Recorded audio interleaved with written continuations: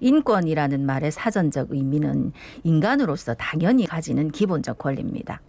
하지만 인간으로서 당연히 가지는 기본적 권리조차 누리지 못하는 인권 침해 사례가 종종 있지요. 부산에서도 형제복지원 사건이 대표적인데요.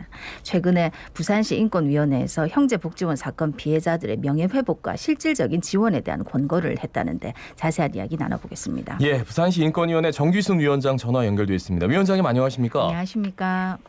네, 반갑습니다. 부산시 인권위원회 위원장을 맡고 있는 정기순입니다. 예, 부산시 인권위원회 소개를 좀 먼저 해주시죠. 언제 만들어진 곳입니까? 부산시 인권위원회는 2012년 2월 제정된 부산시 인권 기본 조례의 구성가지로 명시되어 있는 민관협력위원회입니다. 2013년 2월에 1기 위원회가 출범했고 지난 2월 22일 5기 인권위원회가 출범했습니다. 예, 부산시 인권위원회는 어떤 일을 하는 곳이고 또 어떤 분들로 구성이 되어 있습니까? 네, 부산시 인권위원회는 부산시의 인권 정책과 계획 수립, 시민의 인권 보호와 개선을 위한 사항, 인권 교육과 홍보, 시의 행정과 건축물 자치법규가 인권의 측면에 부합하는지에 대한 인권 영향 평가, 시민의 인권 헌장 제정에 관해 심의 자문할 수 있고 부산시의 자치법규와 정책이 시민의 인권에 중대한 영향을 미친다고 판단될 때는 시장에게 개선을 권고할 수 있습니다. 시장은 위원회의 권고사항을 이행하기 위해 노력해야 합니다. 이렇게 보면 인권위원회의 역할이 큰 것처럼 보이지만 예. 비상임 시민자문기구라 사실상 큰 권한이 있는 것은 아닙니다만 지난 7월 인권기본조례 개정으로 시장에게 정책 권고를 할 수 있게 되어 위원회의 역할이 조금 더 커졌습니다. 그리고 5기 인권위원을 소개드리면 시의원 2분을 포함해서 인권 부문에서 오랫동안 활동해온 단체 대표님들과 전문가 13분이 민간위원으로 위촉되어 있고 시의 민생노동정책관과 사회복지국장 2분이 당연직 위원으로 총 15명으로 구성되어 있습니다. 그리고 위원장인 저는 그동안 행정부시장이 위원장을 맡도록 되어 있던 조례가 예. 2019년 1월에 민간위원장 중에서 위원장을 맡도록 개정되어서 첫 번째 민간위원장으로 선출되었습니다. 민간에서 위원장을 맡으면서 위원회가 조금 더 활성화되고 있습니다. 예. 그러니까 민간 위원장으로서 어떻게 보면 가장 좀 주목되는 이번에 권고를 하셨단 말이죠. 형제복지원 네. 사건 많이들 알고 계시겠지만 정말 간략하게 잠깐 여쭙겠습니다. 설명해 주실까요? 네. 형제복지원 사건은 일명 한국판 홀로코스트라 불릴 만큼 부산의 역사에서 가장 참담한 인권 유린 사건입니다. 1960년 형제 육아원으로 출발한 차산구 두레동에 소재했던 형제복지원이 정부의 사회 통제에 입각한 불황인 정책에 편승해서 불법 수용과 감금과 같은 인권 침해 행위를 저지르고 있었습니다. 그런데 1975년 부산시와 체결한 불황인 일시 보호 위탁 계약과 같은 해 12월에 불황인의 신고와 단속, 수용, 보호 등을 담은 내무부 훈령 410호에 근거해서 더욱 본격적으로 거리에서 무관 시민을 납치하고 수용해서 강제 노역과 폭행, 가혹행위 등으로 1987년까지 공식 확인된 사망자만 500여 명에 달하고 그중 일부 시신은 의료 실습 해부용으로 발견하던 사건입니다. 경찰과 공무원 등 국가기관이 호랑인뿐 아니라 호랑인이 아닌 사람들까지도 시설에 수용하고 감금하고 비인간적인 처우를 행사한 국가폭력에 의한 국민의 기본권 침해 사건이라고 하겠습니다. 예, 그동안 이제 이 피해자들의 명예회복에 관한 지원이라든지 이런 조례도 만들어졌었고, 그다음 지원센터도 만들어지고 했었는데 지금 어떤 상황입니까? 네, 2018년 9월에 부산의 형제복지원 피해 생존자 실종자 유가족 모임에서 부산시에 흩어져 있는 형제복지원 사건 자료들을 모두 찾아달라는 것을 포함한 11가지 요구사항을 부산시에 전달한 바 있습니다. 예. 그리고 같은 날 오고돈 전 부산시장은 30년 만에 처음으로 형제복지원에 대한 관리감독 책임을 소홀히 해서 시민의 인권을 보호하지 못한 책임이 있다고 공식 사과한 바도 있습니다. 그리고 다음에 형제복지원 사건 피해자 명예회복 및 지원에 관한 조례를 시의회에서 제정해서 형제복지원 사건의 진상규명을 위한 기반을 조성하고 피해자의 명예회복과 지원을 위한 시책을 적극적으로 추진하겠다는 의지를 밝힌 바도 있습니다. 그리고 2020년 1월에 동구 최량동에 경제복지원 사건 피해자 종합지원센터를 개소해서 운영 중입니다. 예. 근데 이처럼 시장의 공식 사과도 있었고 피해자 명예회복과 지원에 관한 조례도 제정했고 종합지원센터를 개소해서 내용적으로는 명예회복, 진상규명, 지원을 위해 많은 일들이 추진 중인 것으로 보였습니다만 실상은 그렇지가 못했습니다. 예. 그 명예회복 그리고 피해자들에 대한 실질적인 지원이 이루어지지 않고 있다. 부산시 인권위원회에서도 이거를 확인하신 거죠. 그럼 뭐 이 사실은 어떻게 드러난 겁니까? 네, 지난 2월에 형제복지원 피해자들이 부산시 인권위원회에 피해 사실 입증을 위한 자료 확인과 일상생활 유지 및 복귀를 위한 지원이 제대로 이루어지고 있지 못하다고 호소해 왔습니다. 그래서 저희가 피해자분들과 5월 9일과 5월 30일 두 차례 간담회를 가졌고 6월 14일에 피해자 종합지원센터 현장 방문을 진행했습니다.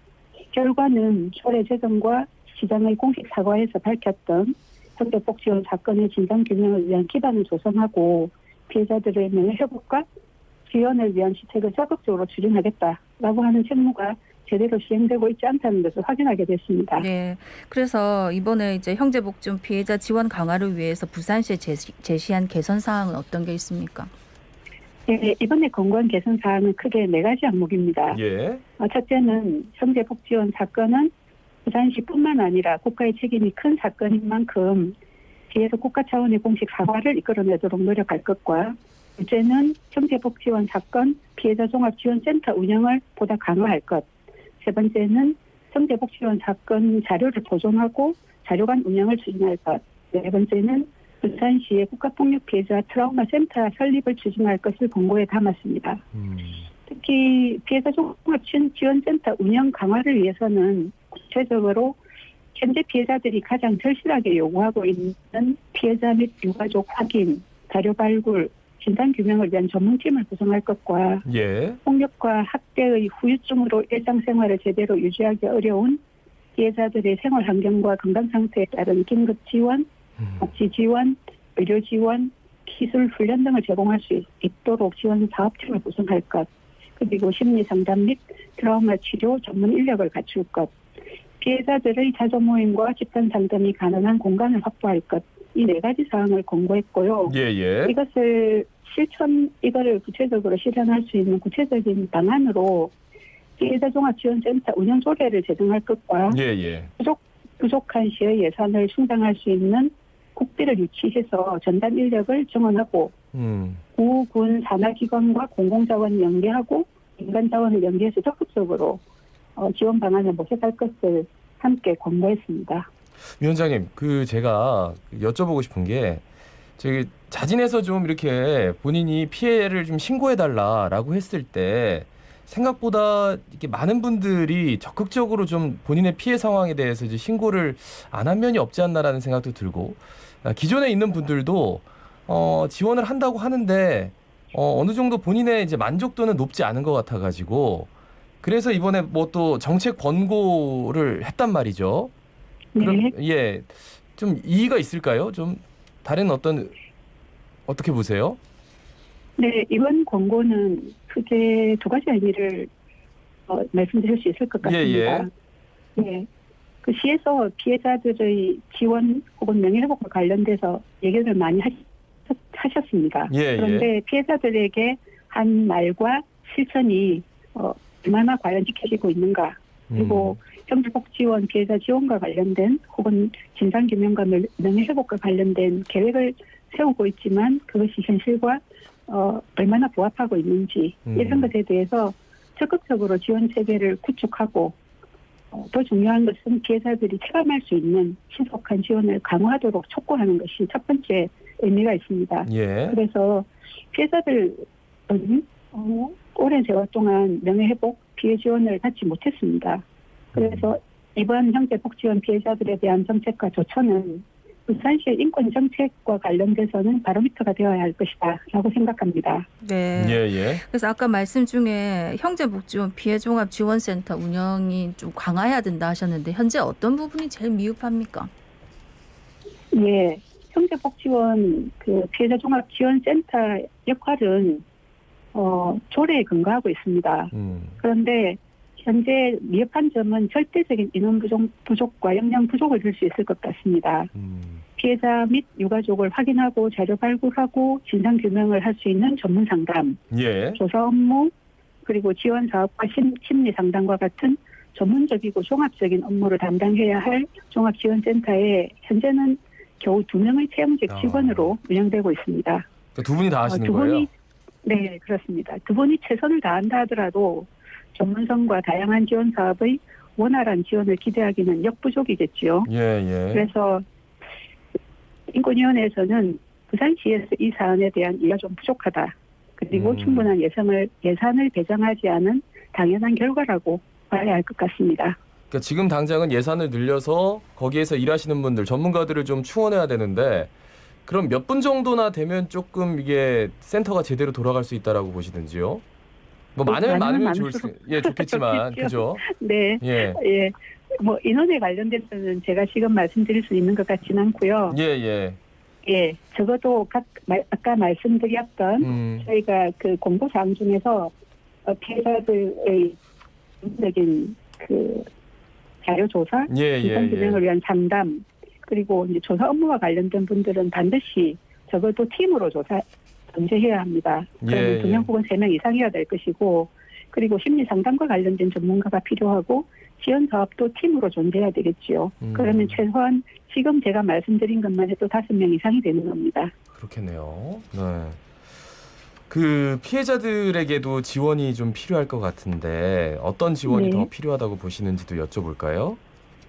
네, 현재 피해자분들은 진상규명과 피해자 인정을 받을 수 있는 절차로 진실 화해를 위한 과거사 정리위원회 조사의 기대가 큽니다. 부산시에서 이 진화위 조사 활동에 우선 적극적인 지원과 협조가 필요하고요. 그리고 피해자분들은 현재 복지원에서의 폭력과 학대뿐 아니라 그 이후 혐오감을 부추기는 불황이라는 강제 낙인이 찍힌 채 삶을 좀 살아오시는 동안에 정신적으로 또 육체적으로 무너진 분들이 많으십니다. 그래서 이분들에게는 충분한 지원과 치유 과정이 필요합니다. 그래서 이 사건은 제대로 기록되고 기억할 수 있는 기록관과 트라우마 치료센터가 꼭 필요한 이유이기도 합니다. 필요한 것은 많은데 한마디로 말씀드리면 관심과 책임이라고 말씀드릴 수 있을 것 같습니다. 예. 예. 마지막으로 부산 시민들께 한 말씀 부탁드리겠습니다. 네. 부산경제복지원 피해 생존자 실종자 유가족 모임 대표 한종선님이 함께 쓴 책 살아남은 아이의 부제가 우리는 어떻게 공모자가 되었나입니다. 나치의 유대인 학살이 침묵하고 동조한 모든 독일인들의 책임이듯이 침묵하고 묵인한 우리 역시 공모자가 아닌가 싶습니다. 경제복지원 사건 부산시와 시민들이 제대로 기억하고 책임질 수 있게 되기를 바랍니다. 덧붙여서 부산시 인권위원회는 이번 1호 정책 권고를 시작으로 시민들의 인권이 더 깊고 넓게 지켜질 수 있도록 노력하겠습니다. 예, 말씀 잘 들었습니다. 그리고 인권위원회 앞으로도 멋진 활약 기대하겠습니다. 고맙습니다. 고맙습니다. 감사합니다. 네, 지금까지 부산시 인권위원회 정귀순 원장이었습니다. 예, 자갈치 아침에 17,722회 박성원이었습니다. 예, 오늘도 마스크 쓰고 손 매매 씻고 크게 말씀 안 하시네요. 자, 아나운서 김동현이었습니다. 오늘도 힘찬 하루 보내십시오. 고맙습니다. 고맙습니다.